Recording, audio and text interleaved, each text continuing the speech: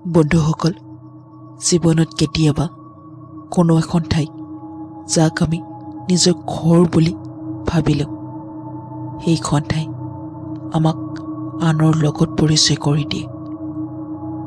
আজিৰ কাহিনীটো হৈছে শৰ্মা পৰিয়ালৰ ৰাহুল শৰ্মা, যাৰ ট্ৰেন্সফাৰ হাজত হৈছিল। পত্নী সন্ধ্যা আৰু জীয়ৰী ৰিয়াৰ সৈতে ৰাহুল নতুন চহৰত শ্বিফ্ট হৈছিল। ঘৰ পুৰণি আছিল, কিন্তু কম দাম আৰু ডাঙৰ আছিল, লগতে অফিচৰ কাষত। ৰিয়া ভিতৰলৈ আহি ক'লে, দেউতা, ঘৰখন অদ্ভুত যেন লগা নাইনে? পুৰণি যে মাজনী, সেইবাবে তেনেকুৱা লাগিছে। কেইদিনমান পিছত নিজৰ লাগিব। অফ, আপোনালোকে ইমান চিন্তা কিয় কৰিছে? চাবচোন, মই ইমান পৰিষ্কাৰ কৰি দিম, জিলিকি থাকিব।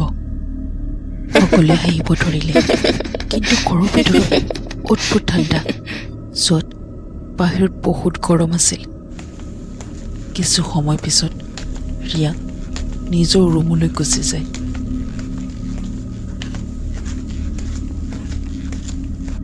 ৰিয়া নিজৰ ৰুম চাফা কৰিব ধৰিলে।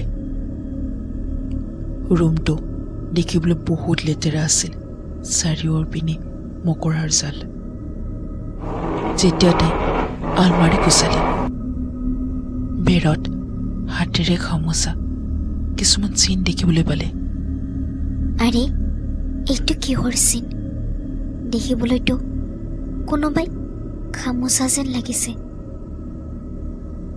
ময়ো যে নহয় অকণমান বেছিকৈয়ে ভাবোঁ, কিজানিবা ফাৰ্নিচাৰ লাগিছে। কিন্তু তেতিয়াই খিৰিকীৰ পৰ্দাসমূহ লৰিব ধৰিলে, কিন্তু বাহিৰত অকণো বতাহ বলা নাছিল। ৰিয়া খন্তে সময়লৈকে সেই পিনেই চাই থাকিল। ইয়াৰ পিছত তাই খিৰিকী বন্ধ কৰিলে। আৰে, মই যে নহয় এনেই ভয় খাই আছোঁ। ৰিয়াই নিজকে ক'লে। ৰাতি প্ৰায় 12 বাজিছিল। ৰিয়া গভীৰ টোপনিত আছিল। তেতিয়া ৰিয়াৰ এনেকুৱা লাগিল যেন তাইৰ ৰুমত কোনোবাই লাহে লাহে খোজকাঢ়ি আছে। তাই চকু খুলিলে, কিন্তু ৰুম সম্পূৰ্ণৰূপে খালী আছিল। তাই ভাবিলে সপোন হ'ব আৰু পুনৰ শুই গ'ল।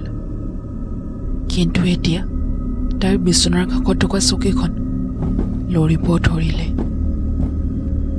এতিয়া ৰিয়া সম্পূৰ্ণৰূপে সাৰ পাইছিল। মাম্মী, তাই লাহেকৈ মাতিলে, কিন্তু কোনো মাত নাপালে। তাই অতি সাহসেৰে লাইট অন কৰিলে।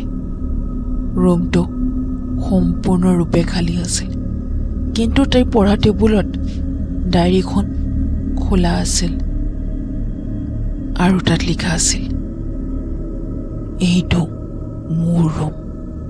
অনন্যাৰ হাত কঁপিব ধৰিলে। দ্বিতীয় ৰাতিপুৱা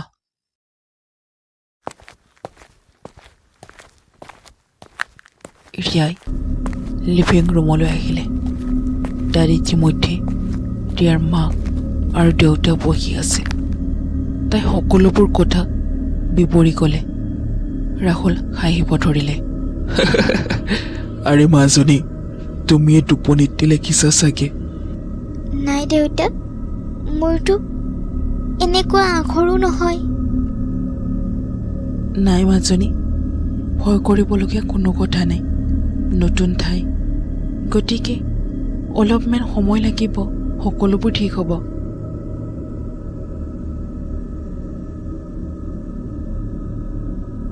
সেইদিনা ৰাতি যেতিয়া তিনিও ডাইনিং টেবুলত বহি আছিল, হঠাতে পাকঘৰৰ পৰা বস্তু ভঙাৰ শব্দ।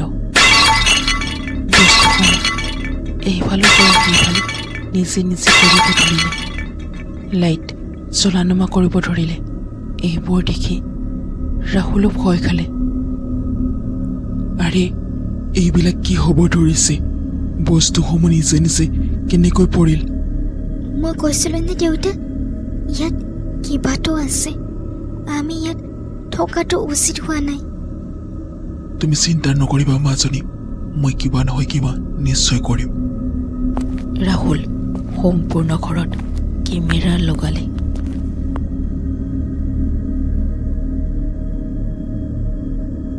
পিছদিনা ৰাতি ৰিয়াৰ ৰুমৰ দৰজা নিজে নিজে খোল খালে, কিন্তু বাহিৰত কোনো নাছিল। কাষৰ থকা টেবুলত ডায়েৰীটো নিজে নিজে খোল খালে আৰু কলমেৰে লিখিলে, এইটো মোৰ ঘৰ, উভতাই দে। পিছদিনা ৰাতিপুৱা ৰাহুল ওচৰ চুবুৰীয়াৰ বয়সস্থ এগৰাকী খুৰীৰ কাষলৈ গ'ল।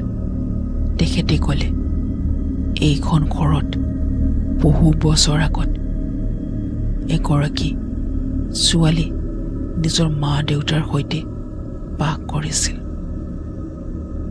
বহুত মনে মনে আছিল। এদিনাখন হঠাতে নাইকিয়া হৈ গ'ল। মানুহে কয় সিহঁত কলৈকে যোৱা নাই। খুৰীয়ে ঘৰটোলৈ চাই ক'লে, সিহঁত ইয়াতে থাকি গ'ল। সেইদিনা ৰাতি ৰিয়া সপোনত এগৰাকী ছোৱালীক দেখিলে, যিয়ে বগা ড্ৰেছ পৰিধান কৰি আছিল। মই কাকো অনিষ্ট কৰা নাই। এইখন ঘৰ মোৰ আছিল, ইয়াৰ পৰা মোক গুচোৱা হৈছে।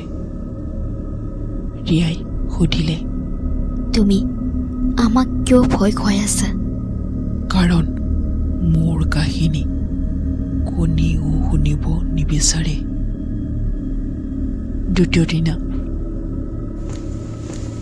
শৰ্মা পৰিয়াল সেইখন ঘৰ ত্যাগ কৰি গুচি গ'ল।